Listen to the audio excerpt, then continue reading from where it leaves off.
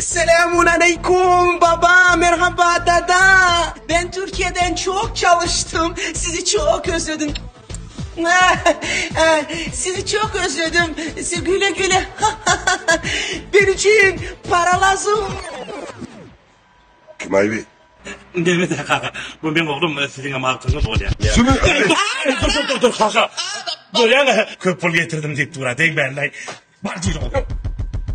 Sapatım var. Senin tarzını değiştireceğim. Aşkım. Öyle mi? Sen çok güzel aşkım. Enerji.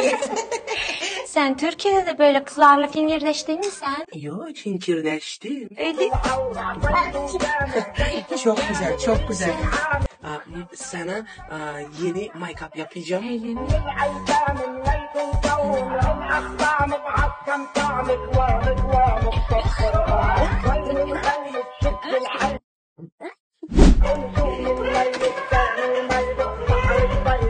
Anturani, binemen kızı.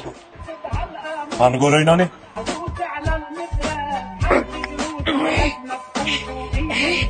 Kapını kapat. Ne işle oturuyorlar burada? Make-up yapıyorum baba. Ne kaka? Kıyılar o zaman ya. Kim de şular olur bilmesen ben seni.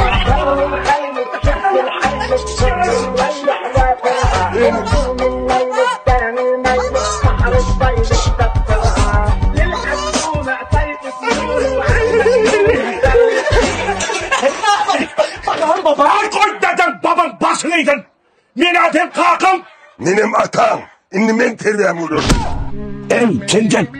Çünkü işlemene gidilir okumana gidilir. Yine vatan global.